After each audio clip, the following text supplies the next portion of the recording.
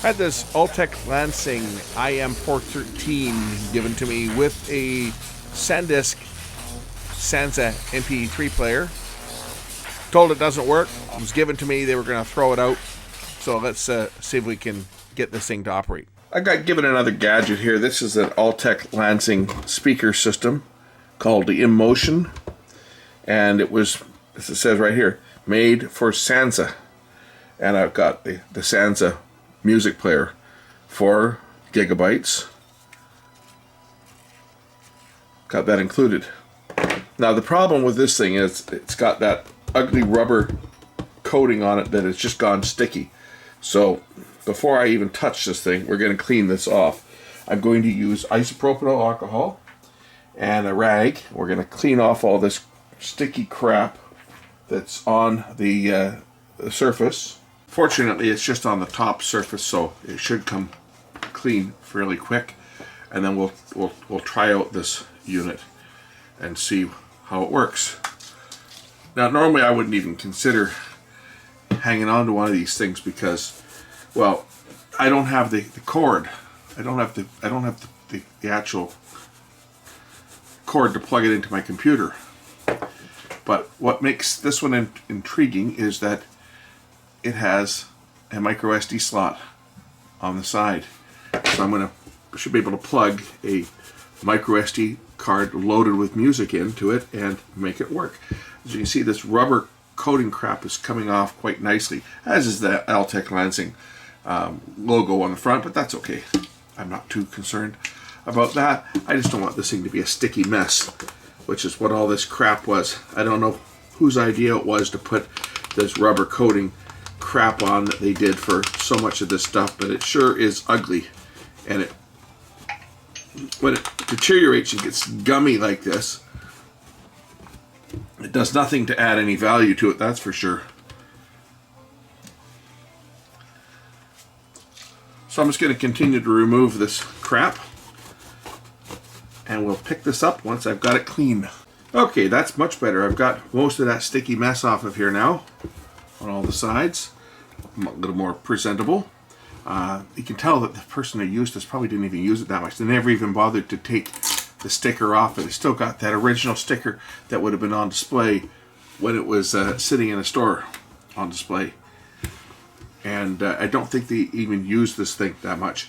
Here's the little player that they included when it was given to me, and I got the remote control as well. When I first got this thing, I thought, oh, this thing's junk. I'm going to toss this thing out or recycle this thing.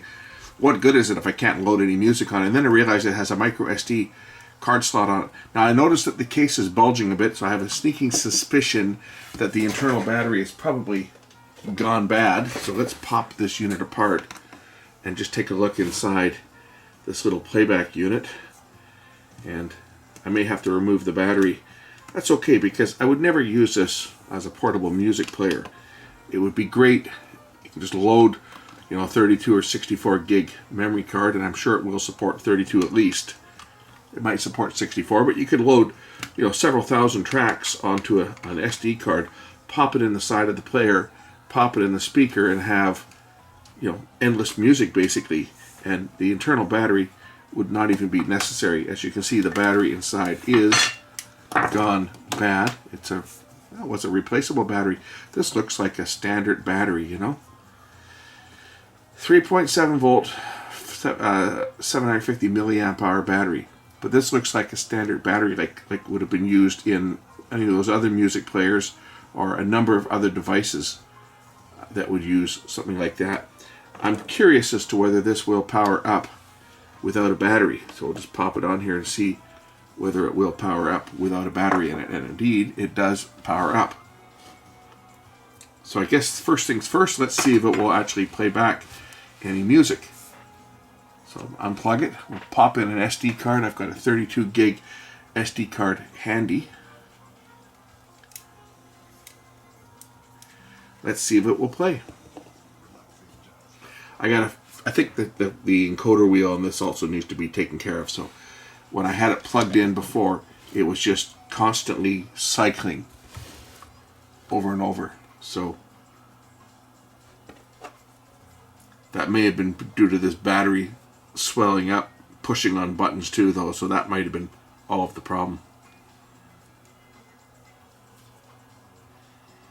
But here you go, replaceable battery. That's the way things used to be. And then Apple came along and decided that we shouldn't be allowed to replace our batteries, and everyone else followed suit. Don't know how old this unit is, but it's a few years old, I'm sure. Just waiting for the database to refresh and see whether it will work. Okay, settings. Oh, this is actually working now. I think it probably was just it was probably just that battery. So music. Play all. And turn this on.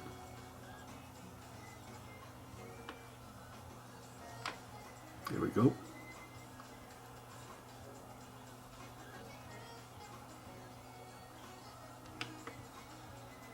Source.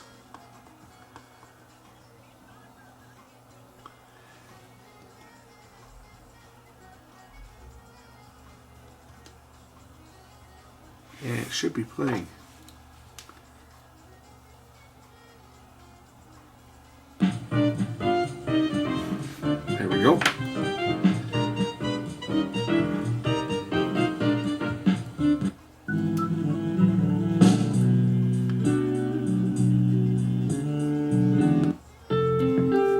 This is other stuff, content from a software program.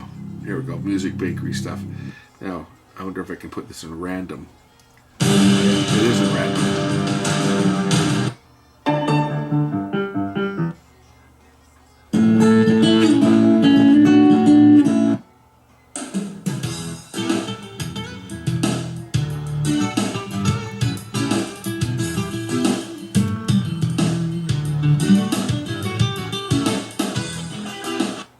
Oops. Wrong one, I wanted this.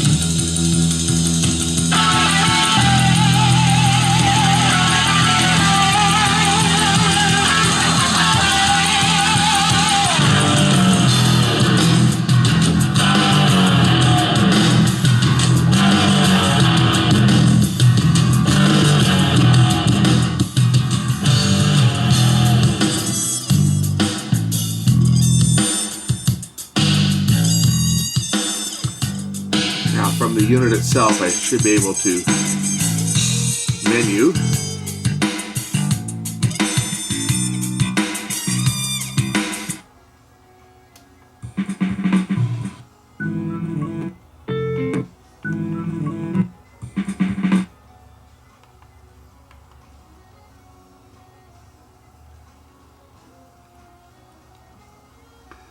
Music options. Shuffle, here we go. On. Music equalizer normal. Okay.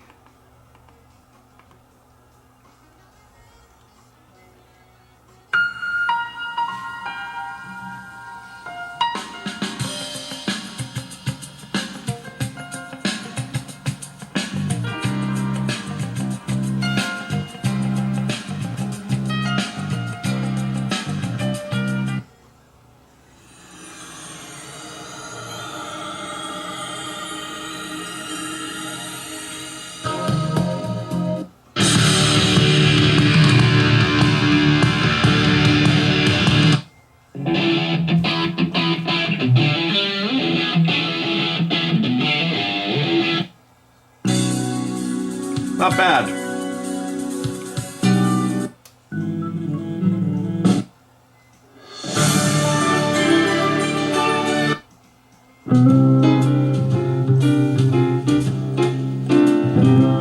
What I'm curious is the output on here live at the same time? I'm sure it is.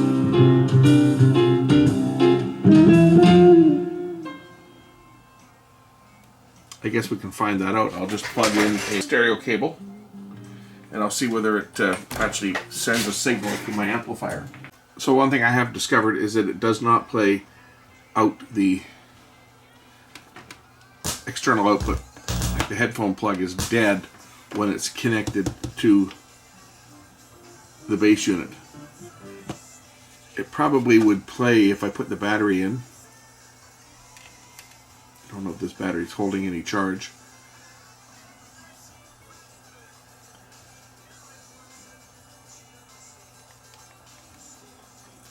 Battery itself is probably shot and not holding any charge. Let's see whether it'll turn on. You don't even know how to turn this thing on. It might turn on when you plug headphones in. Let's just see what happens here. Will it turn on when I plug in headphones? I think the battery is probably too far gone.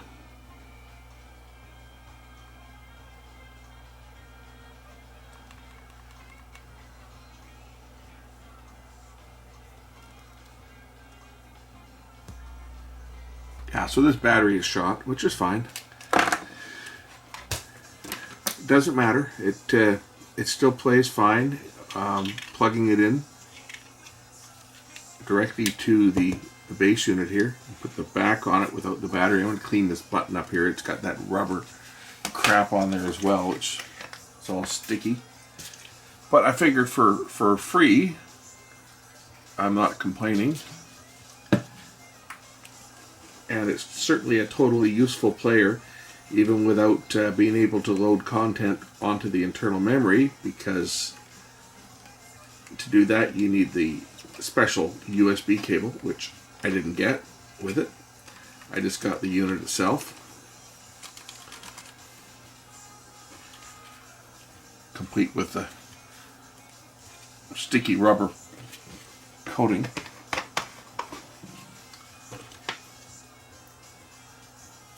I'm curious whether that lithium battery is even available. At this point in the game it probably isn't, because this is pretty old, this unit, but even without it, as I say, it's a totally useful player because it can be powered up with this speaker, which I got with it. So nice little player though. This is metal, the back of this. This is from back in the day when people bought MP3 players and you carry these around with you to listen to music on. And Sansa that was SanDisk, right? That was one of the best. I have a little SanDisk player, a little 4 gigabit, but it's a much smaller one with a little OLED screen on it, and it still works. 4 gigs of internal memory. It would have been a couple steps down from this. Mine, the one I have, is a Sansa Clip, and it was literally half the size of this. And but the fact that this one is expandable, and I put a 32 gig memory card in here, and it's accessing it, so anything in FAT32 should work fine. That makes this actually quite a desirable little player. Perfect for when you want to take some music out and put it in your patio, for example. I'm going to hang on to this unit because for that it'll be perfect. It's got a radio built in, plug in the unit, and away you go. Music on the go with a little remote control. Anyway, I think that's about probably all I can show on this. What's going to happen, because the battery is disconnected, so every time it powers up, it's going to go through this refresh database, which is going to take it a couple of minutes. Pull that sticker off, don't need that on there. That's the only inconvenience I can see, is that every time I power it up, I'm probably going to have to put it in random play. So maybe I'll look for a battery. Okay, that goes into settings, and if I go into settings and go into music options, there I can select shuffle on, repeat on, song all.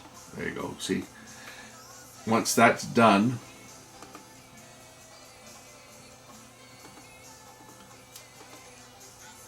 go down to music, and play all.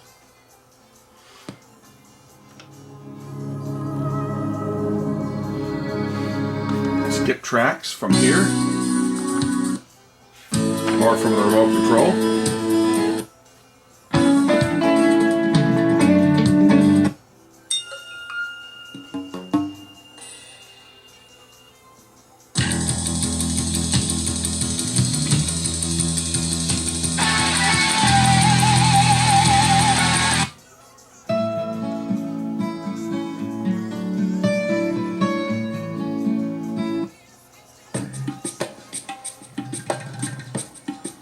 Okay, I think that's about all I can talk about on this one. All I had to basically do is clean it up and remove a battery that had gone puffed up, and that was actually causing the front panel controls. It was causing so much pressure it was shorting out the switches because this thing was just scrolling continually. I would say that this is probably, as far as music players go, this is probably what I would consider to be the perfect MP3 music player. One that has an SD card slot, something that should have never been removed from music players and from smartphones. That was one of the dumbest decisions I think that manufacturers have made anyway. Got it for free, not complaining, sounds pretty good for what it is. And you guys thought that was the end of this. Hell no. We've seen what this looks like with the back off of it. Let's take a look inside the speaker and see how the speaker is put together. Got a battery compartment. Now it can run off batteries as well. Cool. Can run off, looks like three AA batteries will power this unit up. FM antenna. It's for the FM portion. Just wondering where the screws are that hold this thing together, or does it even come apart? The screws are probably underneath here. Yeah, there they are. There's 2 screws under here, so let's pop those screws out.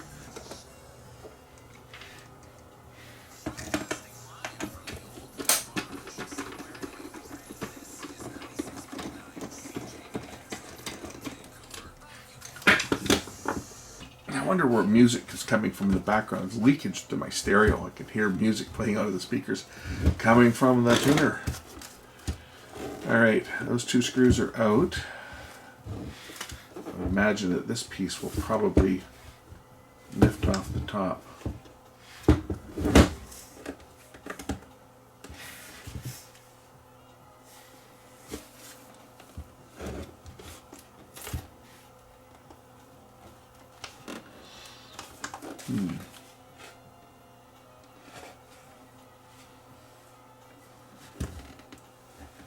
That cutaway on the back, by the way, that's where you store the remote control. They thought of everything. More than likely, the speaker grill has to come off. There's probably more screws in behind here, like a lot of these devices have.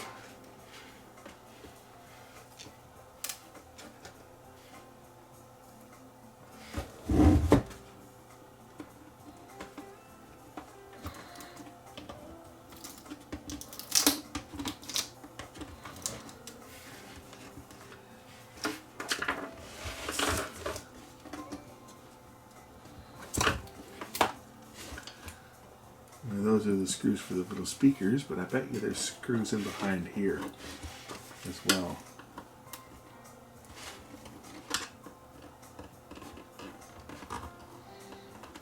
Am I right? Of course there's more screws to hold this thing together. That's just the way they do it.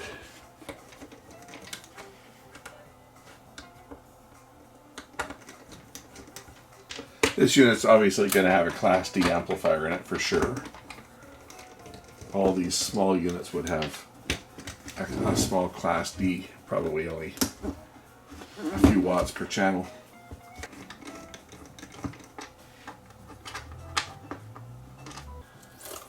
No more screws. Oh, there's 2 more up at the front here. When I peeled these feet off, I didn't look all the way to the front. There's 2 more up front.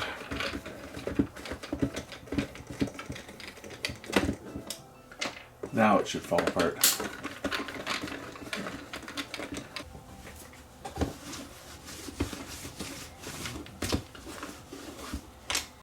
It should pop apart.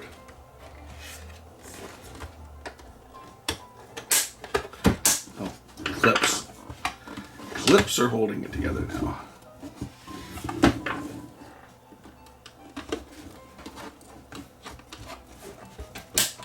There we go. Okay. So now this will pop out the front. Or it should lift out. Oh, I got quite a bit in here actually. A lot more than I expected to see, that's for sure. Got some heavily dampened speaker or interconnect cables wrapped with foam to stop them from buzzing. And I unplug these cables.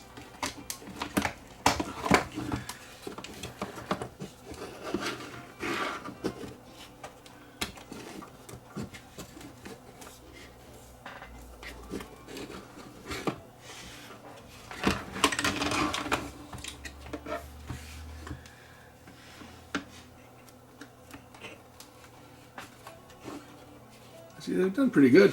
They've got foam and like rubber dampening to hold the cables in place. Here's our button board, our interface for the Sansa button board. Amplifiers down here. It is a Class D amplifier. A little LED to backlight the display. Infrared receiver. So they've got some of that. We'll clean this off. Some more of the rubber coating that's now been exposed, which I can now clean off since I've got it apart. We'll clean off this edge here. Make it nice, shiny all the way through.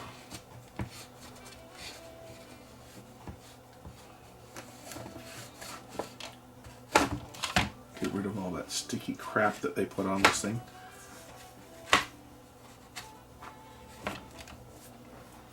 Who thought that was a good idea to put that anti-slip coating on things? I got a camera that's got that stuff all over it too. Nice SLR, Nikon SLR camera, and I can't use it because it's sticky with this crap. So I got the FM board down here. This section, it's a little circuit board that's been attached to the top. It looks like the antenna is going onto that, so that's obviously the FM board. The amplifiers back here, you can see the two. There's two of 4.7, I guess it's microhenry inductors. It's a Class D amplifier, so one of these chips in here is going to be the power amp chip. I don't know if the speaker pops apart or not. There might be more screws holding this together. Oh yeah, there's one more screw down here. Let me just pull this screw out. And then the whole speaker should lift off.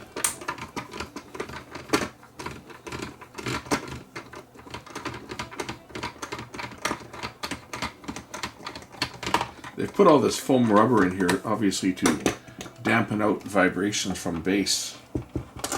And that's also another reason why they've got as many screws holding this together as they do.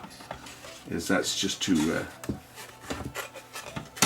try to minimize vibration. You see, they've glued everything down. They've even glued down these tabs on the back here. We've got a couple little bass ports down on the bottom here. And these small Altec Lansing speakers. Good sized magnets on them too.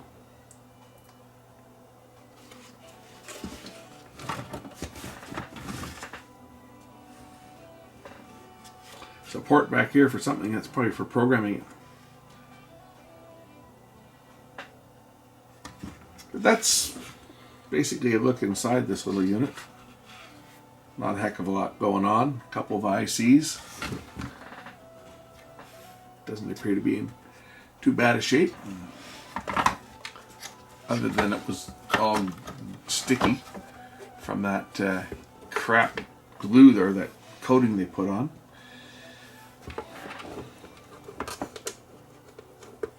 Start to reassemble this unit now. I got an old IBM stink pad that's coated with that rubberized anti-slip coating, and it's going exactly the same.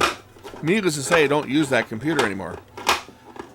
Try to make it look somewhat like it's not been taken apart. Generally the idea anyway.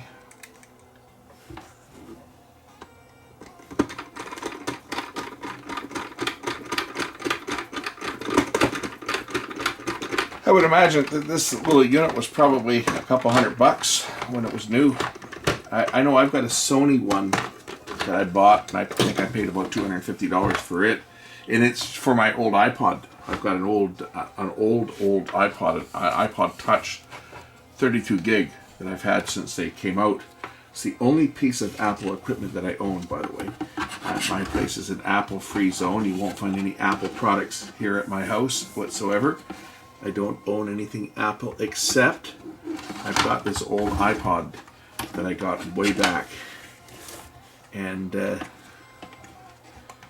I used to use it to listen to music on.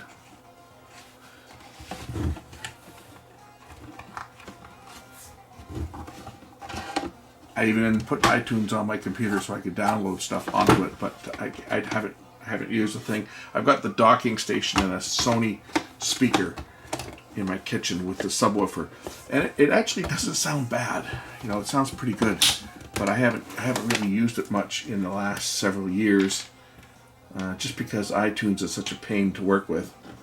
To load stuff on, you have to use iTunes, and there's no way to get stuff off of it once you've loaded something on. Right? I used to use it to listen to internet radio. That's what I used to listen to on it mostly. In fact, that's why I bought the speaker, the Sony speaker with the subwoofer, was I used to listen to internet radio because it has Wi-Fi built in. But mostly I listened to on it was internet radio. I used to listen to internet radio all the time on it. But the problem is they updated the app so that I had to update the OS in order for the app to work, and Apple stopped supporting the OS. And their solution was, we'll just go buy an iPhone. That was their solution. Go buy an iPhone, and then you can listen to your internet radio. And well, it was like, hell will freeze over before I fall into that. Go buy something new. In fact, that's one of the things that got me really kind of pissed off at Apple, was that the way that they handled the old iPod, which, I mean, they continued to make the iPod. They had the iPod Touch 4, I think, was the next one that came out. That had the camera and stuff in it, which I never bought into that.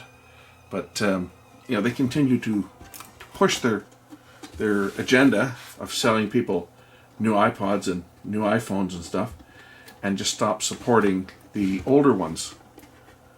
They're certainly not the only company that's pulled crap like that.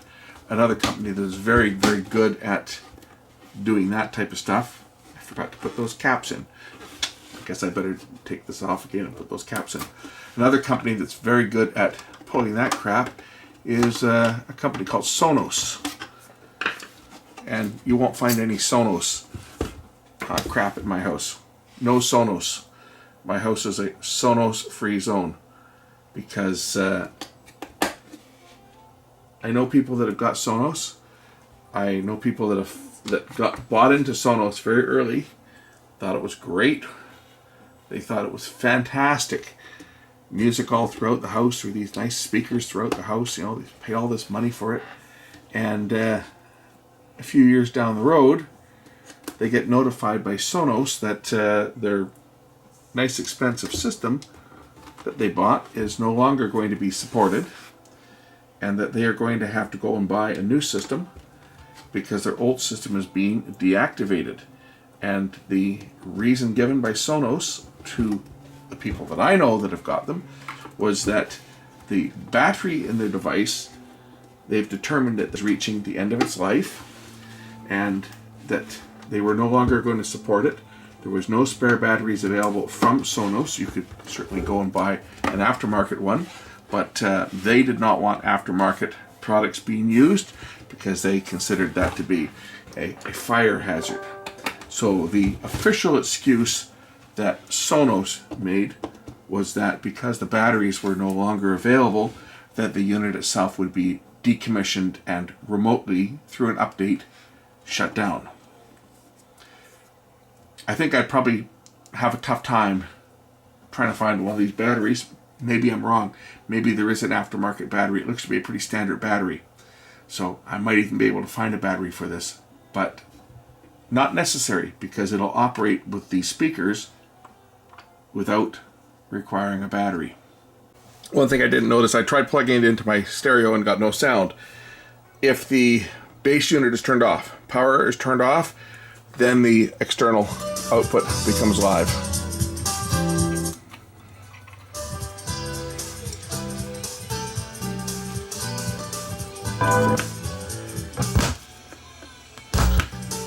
I only hear sound out of one speaker. Wonder if it's my connection cord. Might be this connection cord. Let me try a different one. There we go. Yeah, just had a bad cable. So with this setup, if I wanted to plug this, if I wanted to listen to it through the speakers, I can just turn the amplifier on. If I wanted to plug the output through my sound system and get even bigger sound.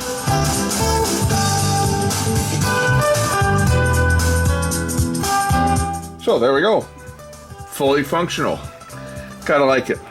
Especially the price. It was free. Thanks for watching. We'll catch you in the next one. Bye.